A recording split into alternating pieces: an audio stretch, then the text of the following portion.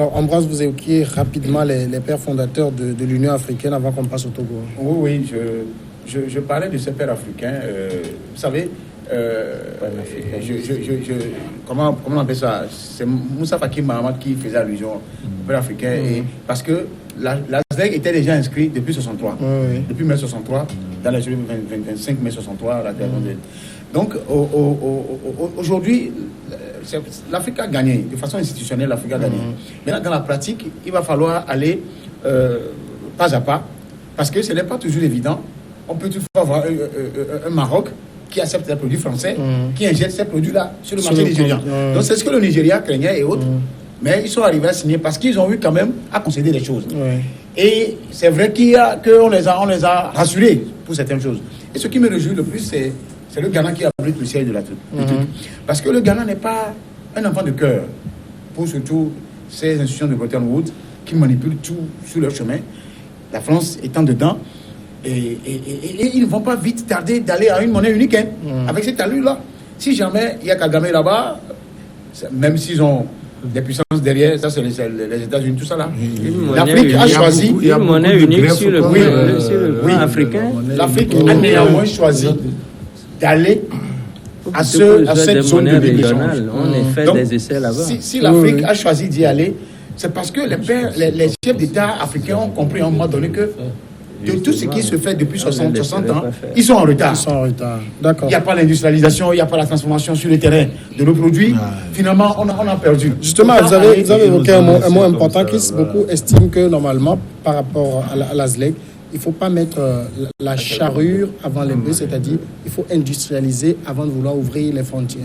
Vous savez, le problème se pose parce que lorsque vous ouvrez les frontières de cette façon-là, tout rentre et si vous ne produisez pas, vous ne vendez rien à l'extérieur, vous n'avez pas de la valeur ajoutée. C'est ça le problème. Maintenant, lorsque au niveau mondial, il y a cette histoire-là de libre commerce où les Américains, les Français, les Chinois, tout ça là déversent un peu de tout sur l'Afrique, ça affaiblit l'initiative de développement en ce sens que nous ne produisons pas, nous ne vendons pas à l'extérieur, nous consommons de l'extérieur. La balance commerciale est déficitaire, continuellement déficitaire. Donc si on ne freine pas cette consommation-là qui vient de l'extérieur avec des produits locaux qui font en sorte que nous équilibrons cette balance-là, notre tissu industriel ne verra jamais le jour. Parce qu'il faut protéger la production à l'intérieur pour donner du poids, pour donner de la contenance aux productions locales. Pour le moment, même le riz, tout ce que nous consommons aujourd'hui, ça vient de l'extérieur. Alors que, par exemple, je prends le Togo, par exemple, au Togo, nous produisons du riz et du bon riz. Il faut le riz de Kofi un peu partout maintenant, dans les zones de Michintové. Et puis même à Gomé, même au nord, tout ça, Kara, on produit aujourd'hui du riz. Comment peut-on, si on laissait, on ouvrait le marché, il y aura un affaiblissement de cette production locale là, parce que ce qui vient de l'extérieur et donc qui est souvent d'une qualité douteuse et qui est vendu moins cher, ça casse le prix sur le marché. C'est ça qu'on n'arrive pas à comprendre aussi, comment des produits qui traversent la mer arrivent à être moins chers que des produits locaux. Voilà, c'est justement le problème. Et les gens voulant acheter moins cher, vous entendez souvent que tel produit c'est du faux, etc. Ça affaiblit le tissu industriel, la production au niveau local. C'est ce que le Nigeria craignait justement. Maintenant, le Nigeria est tenu de jouer le jeu parce que s'il continue comme ça, il va de soi que les portes lui soient fermées aussi à sa production. Quand vous prenez par exemple Dangote qui vend au Togo, le ciment, et vous allez au Togo, et vous allez vous rendre compte que le ciment qui était produit était acheté. Et puis il y a un drame actuellement, c'est-à-dire certaines sociétés de ciment ont accumulé tellement de stocks que ça... Les produits sont devenus, comment on le dit, les pays ont dépéri. Non, c'est-à-dire que ce n'est pas avariés. Des produits avariés. On ne va pas tout dire ici, mais il y a ce problème actuellement pour des sociétés. C'est vrai, Dimas, ici se dit que par exemple les pays qui sont développés aujourd'hui, notamment la Chine, le Japon et un autre, ont à un moment donné joué sur le protectionnisme Absolument. pour se développer. Mais l'Afrique semble faire le contraire. Hein. Oui. On nous pousse à faire le contraire et puis on nous pousse. Oui, on nous pousse à faire le contraire. Et ça, pourquoi le faire? Puisque l'Afrique constitue un grand marché pour eux. Ce qui est méchant, moi, dans cette histoire, c'est que c'est un marché qu'ils entretiennent aussi. On peut comprendre, mais c'est des marchés où ils déversent tout ce qui est pollution là-dessus. En matière de nourriture, en matière de vivre, en matière de même de produits manufacturiers, etc. Tout ce qui nous est envoyé. Vous n'allez pas acheter maintenant un produit pharmaceutique envoyé en Afrique dans la pharmacie et tu vas voir que ça a la même valeur que ce que tu as acheté à Paris, par exemple. Hein? Vous achetez même simple paracétamol à Paris. Vous allez voir que ça n'a pas la même valeur. Vous avez même pochette, même étiquette là-dessus, tout. Mais quand ce qui est envoyé en Afrique est différent de ce qui est... Voilà. Ce n'est pas bien. Le produit actif n'est pas pareil. Oui, ce n'est pas pareil. D'accord, il reste 20 minutes. On va juste parler du ajouter Togo. en disant que, en fait, quand le Nigeria était réticent, je crois que c'est le Nigeria qui aura à profiter. Hein, parce que, d'abord, c'est le Nigeria qui déverse des produits suspects sur le marché, même jusqu'au paracétamol, avec des farines de maïs. Non, ce n'est pas le Nigeria. Non, ce n'est pas le Nigeria. Par exemple, de l'Inde, ça passe par... Voilà. Non, c'est des mauvais commerçants qui veulent faire des affaires et qui déversent. Voilà, c'est des commerçants véreux qui font ça. Mais le Nigeria national produit ce qui est de qualité. Maintenant, ce qui est important, on parle de protectionnisme. Ce n'est pas du jeu que faisait Trump en créant ce schéma de protectionnisme avéré contre la Chine et autres. Les États-Unis veulent faire remonter l'économie d'abord et après de pouvoir les relâcher. L'Afrique a fait l'inverse et je ne sais pas si ça va payer cher. Seulement, je crains pour ces Occidentaux-là qui pouvaient passer par certains pays, je citais le Maroc par exemple, qui est bien avec la France, la Thaïlande qui va passer par les pays d'Afrique. Voilà, les pays d'Afrique. Non, les pays d'Afrique de l'Est pour pouvoir infiltrer avec le riz thaïlandais, tout ça là. Alors que nous jouons sur le produit. Moi, depuis plus de 3 ans, c'est le riz de Michigan que je mange. Et c'est ce riz qui a commencé depuis des années, depuis plus de 60 ans, avant d'atteindre maintenant. Il faut aussi, par exemple, tout cela, qu'on fasse la publicité autour de ce riz-là, parce que, je ne sais pas, quand vous voyez... La publicité seule ne suffira pas. Il faut des mesures parfois... dur pour taxer forcément les produits qui viennent consommer produits togolais, autant de John Doe. C'est vieux ça, hein? Moi je me rappelle le produit togolais. Il faut le prendre ça. Je pense quand même qu'on a maintenant un ministère chargé de la consommation locale. C'est chez lui d'ailleurs qu'on produit le riz local. Moi j'ai trouvé quand même curieux qu'on ait un ministère chargé de la consommation locale, qu'on veut booster la consommation locale, mais j'ai jamais vu le chef de l'État s'habiller en local. Oh, qu'est-ce que tu appelles un local? Ça là. Ça c'est pas local. C'est pas local. Non, c'est local maintenant. Je vois le chef de l'État. Voilà. Le local n'est pas produit au Togo. Oui, mais au moins c'est cousu en local. Je connais le tailleur. Je vais voir le chef de l'État. Je vais voir le chef de l'État se mettre en quinté. Je ne sais pas moi. Non, attendez, je suis d'accord. Il fait trop l'occidental. Ce n'est pas ça. Quand vous allez au Burkina, la tenue officielle, c'est toujours Ambroise, la tenue officielle au Togo, même en Afrique. C'est-à-dire on peut prendre un décret, au moins chaque vendredi, tout le monde est en tradit. C'est une question. Regardez un peu vers le Ghana. Le Ghana, c'est autre chose. L'habillement traditionnel au Togo, vous savez, vous voyez que nous avons une disparité. Moi j'ai l'impression qu'au Togo on a un problème, Dimas. J'ai l'impression qu'au Togo on a un problème. Je dis par exemple, il porte souvent aussi mais je le dis par exemple, Dimas, ça fait une dizaine d'années que je suis dans le journalisme. Et avant, quand je présentais le journal, le jour où vous venez en africain, on vous dit non, c'est pas sérieux. Vous êtes devant la caméra, vous êtes ci et ça. Alors que quand vous voyez les présentateurs au Bénin, au Ghana et tout, ils sont fiers. fier de porter la Au Nigeria, tradition. c'est légion. Moi, j'ai envie de porter des pagnes produits au Togo, des Personne ne choses te produites au Togo. l'interdit. Hein. Mais ça ne Donc fait ici, pas moins. on me l'interdit. Ça ne fait pas moins. Ça ne fait pas Celui moins. qui te l'interdit, il fait fausse route. C'est des- Il faudrait qu'il se la vise. Attendez, On va passer à autre chose. attendez. Ce que nous portons actuellement, nous l'avions incorporé dans notre véhicule. C'est ça qui est dangereux. Non, On n'a plus d'identité, on n'a pas d'identité Je suis pas du vestimentaire, genre, par Vous, voyez, exemple. vous allez par exemple au Ça, c'est Japon, malien. Ça, c'est un produit en africain. Chine. Oui, ils ont leur Ils ont identité gardé vestimentaire. cette identité Mais dans, attendez, dans si beaucoup vous d'aspects de la vie. La dernière fois, j'étais dans Togolais, dans le pagne, Togolais. Ça, c'est malien, ça, c'est Togolais. Mais Ça, c'est j'étais en pagne. occidental. J'étais en pagne de la pagne. Oui, ça, c'est Non, mais Il nous reste 15 minutes. Mais c'est incorporé dans notre On va parler maintenant du Togo.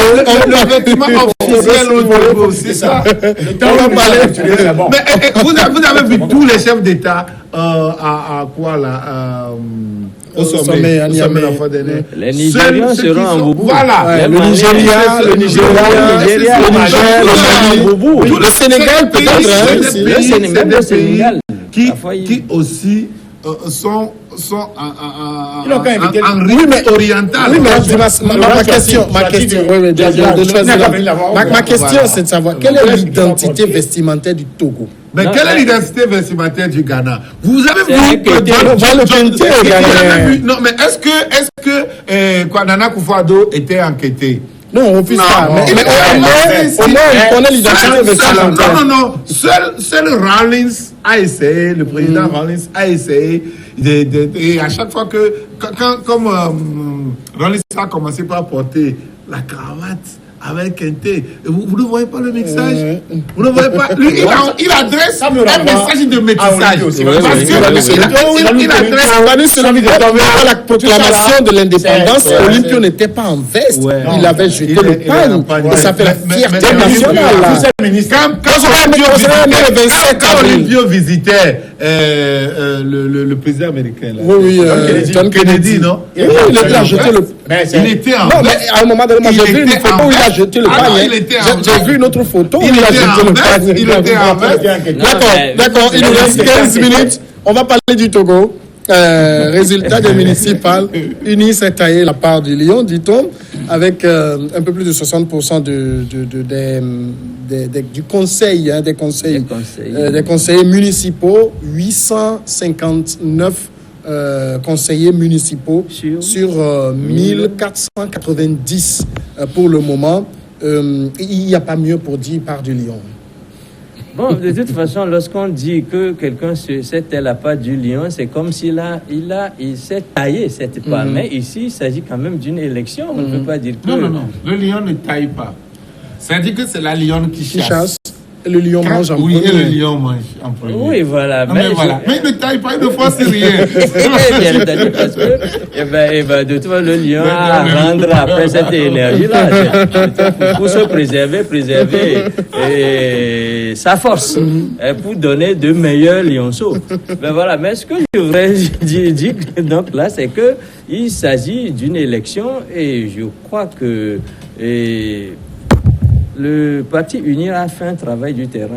Moi, j'ai vu de très près cette élection-là et j'ai constaté que les élections communales sont très différentes des élections qu'on a eu à vivre par le passé, notamment les élections législatives et les élections présidentielles, parce que ici, c'est une élection de proximité et vous allez voir que dans une même famille, les gens, il y a 3 quarts, voire même 5 parfois, qui sont sur des listes différentes. Donc, il va falloir que les gens fassent leur choix par rapport à la personnalité, etc. Et je crois que le thème qu'il a fallu développer, le thème là a un peu échappé à l'opposition qui est toujours dans le traditionnel du dégagisme, etc. Alors que cette fois, il s'agit du développement de proximité et des gens, j'ai suivi des meetings de UNIR qui ont joué habilement sur les thèmes de développement, uniquement sur les thèmes de développement, parce que c'est à eux de présenter un bilan. Comme l'opposition n'a pas présenté de bilan, il s'est contenté dans beaucoup de de ville ou de commune de dire que ben voilà, il faut voter pour qu'on puisse faire partie telle. Mais les gens ont compris mieux la situation aujourd'hui qu'ils la comprenaient par le passé. Ambroise, si on dit que UNIR s'est taillé la part du lion, c'est à la régulière? UNIR, l'expression là, même en gros, sont pesants d'or parce que, comme on dit, la personne c'est ce que je contestais au départ. Oui, c'est-à-dire que UNIR s'est arrangé à avoir les 60%. C'est-à-dire quand on dit s'est arrangé, ça répond à ton expression. Vous savez, tout ce qui s'est passé au Togo, il ne faut pas qu'on vienne nous tromper. Moi, j'étais dans un bureau de vote. Et il y a des choses qui se sont produites qui ne devaient en principe pas se produire. Mais c'est un seul bureau de vote sur 9005. Oui. Il y en avait 9005. On a eu des échos de partout. Il y a un de mes cousins qui était candidat dans la V. Il me dit, le chef traditionnel est venu avec sa femme. Il a 30 bulletins dans la main. Vis-à-vis comme ça. Et il m'a dit... On l'a laissé faire. Je vous compte ça. Il me dit, ce qu'il a vu, c'est qu'il s'est ahurissant. On le dit souvent sur les radios, il n'a jamais cru. C'est devant lui, il était candidat. Il a pris 30 bulletins. La femme a pris 20. Maintenant, le président du bureau de vote a interdit à ce qu'il vote, à mettre tout ça dedans. Il dit, monsieur, ici c'est nous qui commandons. Et il est allé mettre. On lui a laissé faire, il a mis tout, il a mis dedans. C'est quand même assez ridicule parce que vous avez la force sécurité qui est là. Vous avez la CELI qui est là. On peut même appeler directement la CELI et on laisse un simple chef, un simple chef faire ça. Celui qui me dit, il me dit, ils ont laissé faire. Il a même voulu aller interpeller les trucs là. Les délégués lui ont dit, non, il faut laisser tomber. Parce que c'est même les délégués des autres partis, c'est ça. Même les délégués des autres partis. On remonte un peu à goût. Je vous dis que j'ai eu l'information comme quoi un patron de UNIR est venu distribuer de l'argent dans tous les bureaux de vote. En dehors de ce qu'on a eu appris à Bakita, Passy, à Pelé, à Fougan. Donc c'est vous dire que même on a appris que des procès-verbaux ont été préétablis. Ça, je suis au Togo, ça fait, c'est vieux, près de 50 ans. Personne ne peut me dire le contraire. Parce que j'ai compris que... Tu as appris ça, est-ce que tu as vérifié? J'ai vérifié certains. Mais tu sais, au Togo, on n'a pas besoin, en tant que journaliste, peut-être on est obligé de faire le recoupement, en bonne et due forme. Bon, ça va aussi qu'on fait des élections avec des réseaux sociaux où n'importe quel kidam, n'importe quel énergumène peut rester derrière son portable, commenter quelque chose de complètement abracadabrantesque et l'envoyer. Mais je dis quand même que moi-même j'ai sillonné au moins 14 bureaux de vote dans le Golfe 7 et dans le Golfe 5. C'est vrai que UNIR, les gens ont voté UNIR, ça il faut le reconnaître. Les gens ont voté l'ANC, la C14 aussi. Et dans la plupart du temps, j'ai vu aussi un monsieur sillonné, on me dit qu'il est de la CELI, qui est venu comme un gendarme au lycée technique de Lomé, en Chine populaire. En Chine populaire, c'est les bâtiments, les 44. Il est venu comme tout pour intimider ordre et tout ça. J'ai demandé, mais pourquoi il fait ça? Il est d'où? Il dit, il est de la CELI. Il dit, fais ceci. Donc, j'ai posé la question à une dame. Est-ce que tout ce qu'il demande n'était pas réglo? Oui, mais la manière dont la personne fonctionne, c'est comme si un tout puissant patron qui est arrivé. Donc, c'est pour vous dire en folklore, la manière dont même la chose a été déroulée depuis le début jusqu'à ce qu'on ait ces résultats, ça donne l'impression qu'on voudrait à tout prix avoir un nombre de quotas de sièges pour pouvoir passer à autre chose. D'accord. Il y a un Sénat qui vient il peut avoir à des endroits de façon azimutale des dysfonctionnements. Oui, des dysfonctionnements et des tentatives. Bien des tentatives. Des tentatives de fraude. Et la vigilance des membres de la CELI, ceux qui sont là-bas, et des représentants des candidats et des partis politiques doivent faire dissuader tout ça. Je pense qu'on nous a montré aussi... Pas facile. Oui, c'est très facile si vous voulez le faire. On nous a montré aussi, toujours sur les réseaux sociaux, certains bureaux de vote où ils disent que les urnes étaient votées, les gens avaient voté dans les urnes, prévoté dans les urnes avant qu'on apporte les urnes. Et les gens exigeaient à ce que les bulletins qui étaient votés soient brûlés. Et là aussi, on a vu Sauf qu'on ne nous a pas dit quels sont les bulletins qui ont été votés. C'est en faveur de qui? Les gens ont vu venir. Moi, il y a les gens ont vu venir sur les bulletins. À certains endroits. Non, pas, c'est toujours Il y a certains endroits. Et donc, dire que il y a les représentants des partis politiques et des candidats dans un bureau de vote et qu'un chef canton dit que c'est lui qui commande ici ou bien un chef de village et vient faire... C'est les autres qui n'ont pas joué leur rôle. C'est les autres qui n'ont pas joué leur rôle. Non seulement le chef là qui l'a fait est fautif, mais ceux qui l'ont laissé faire aussi n'ont pas joué leur rôle. Parce que déjà, d'abord, dans chaque bureau de vote, il y a un président. Et dans chaque centre, il y a un président de centre. C'est lui qui commande là-bas. Des représentants des candidats. Et donc, aucune autorité d'un chef ne peut avoir le dessus. C'est ce qui arrive, Samuel. C'est ce qui arrive. C'est-à-dire, moi, je Samuel, ce dont vous parlez n'est pas ce qui a marqué suffisamment. Ça peut être des faits isolés. Dans beaucoup de villages. C'est pas ça. Non. Dans le veau, dans le loto. Il faut reconnaître que le travail. Non, est-ce que tu as des situations précises à décrire dans le veau? Non, tu ne peux pas. Moi, j'ai été là, j'ai constaté. Ce que moi, je le dis de bonne foi parce que ce que moi j'ai constaté, c'est le contraire de ce que les gens disent généralement. Et puis, quelque chose, moi, m'a marqué, c'est que le jour du dépouillement, les résultats qui sont sortis des bureaux de vote, ce sont exactement les résultats là que la CENI a proclamé. Et je me dis, où se trouve... Non, du tout. C'est-à-dire, je peux le confirmer ici que j'ai été proche de ce sujet-là. Et moi, j'étais surpris parce que compte tenu de ce que les gens disent, qu'il y a tel, il y a tel, mais dans ces milieux-là, lorsque vous y allez, vous vous rendez compte que ce n'est pas moi, j'ai voté dans la baie. Moi, je ne vote pas à Lomé. Voilà. Je vote chez moi dans la baie. Oui, la baie, tous les villages, oui, c'est grand. Bon, c'est pourquoi je dis que tout ce dont tu parles ici, c'est des trucs isolés. Mais de toute façon, Ambroise, vous avez... qui ne peut pas entacher sérieusement la crédibilité de... Vous avez terminé vos propos en disant beaucoup ont voté pour une Le résultat n'est pas... Non, c'est ce que j'ai cru comprendre. Non, je n'ai pas dit ça. J'ai dit les gens ont aussi voté pour UNIR, les gens ont voté pour l'ANC et la C14. De toute façon, avant dépouillement, on ne peut pas savoir qui a voté pour qui. Tout à fait. Ce n'est qu'au dépouillement qu'on a découvert que UNIR est venu très en avance. Non, dans plusieurs bureaux de vote où je suis passé, l'ANC est venu dans certains bureaux de vote. UNIR et l'ANC se talonnent, tantôt c'est UNIR. C'est comme ça. Mais je voudrais dire quelque chose. Je voudrais rebondir sur le schéma organisationnel même de ces élections.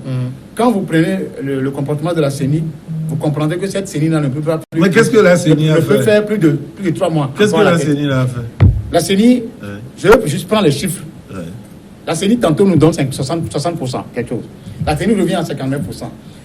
Mais quand vous comprenez qu'on ne peut pas diriger une institution de ce genre... Mais vous pensez que c'est la fraude? Et la CENI...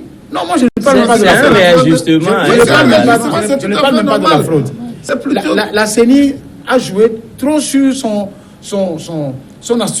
assujettissement au ministère de l'Intérieur. Et c'est ce qui a été... C'est ce qui s'est produit. Non, tu penses que c'est le ministre qui a dit au président de la CENI de réajuster les chiffres? Non, est-ce qu'il a besoin de lui dire? Le communiqué que pose souvent le ministre de l'Intérieur en dit non sur le comportement du ministère de la CENI. Par exemple, tout à l'heure, où Ambroise disait que les gens sont allés distribuer de l'argent dans les bureaux de vote. Je vais lui dire un peu comment ça se passe. Ce n'est pas sorcier. Lorsque vous allez, par exemple, en tant que cadre ou en tant que quelqu'un de bien connu, ce que les gens dans les bureaux de vote, qui sont nos petits frères, pour certains, nos enfants, font généralement, c'est qu'ils te disent, grand frère, il faut... Ici, personne n'a demandé. Non, généralement, c'est comme ça. Le code électoral est c'est-à-dire que nous sommes dans une situation où, lorsque tes propres enfants, tu sors, ils te disent, grand frère. Mais ce n'est pas seulement... Non, ce n'est pas... Et puis ce n'est pas seulement... Oui, d'accord. Mais ce n'est pas seulement les gens de tel ou tel parti donné. Mais ce sont des gens qu'on connaît. C'est lorsque ces gens-là te demandent de leur faire quelque chose et que tu leur donnes un 5 000, c'est la corruption. C'est du social. corruption. Mais Le code électoral interdit ça. Mais c'est-à-dire que on va acheter si tu es allé dans ton village, Je te comprends. Parce que le cadre vient, il dit prenez ça pour de l'eau. voilà. Mais le code électoral, c'est la corruption. Non, mais ce n'est pas seulement les gens d'un parti donné. Ce que moi j'aimerais dire, c'est que le travail Et ça s'est fait des dans partis plusieurs politiques. milieux, hein. Non. Ambroise, c'est pour dire que le travail des partis politiques a payé. Le travail a payé et cela veut dire clairement. Si vous prenez par exemple le PS, je prends cet exemple sur le PS. Le PS, avant que Hollande ne vienne au pouvoir, a eu à gagner au moins 4 à 5 élections comme cela.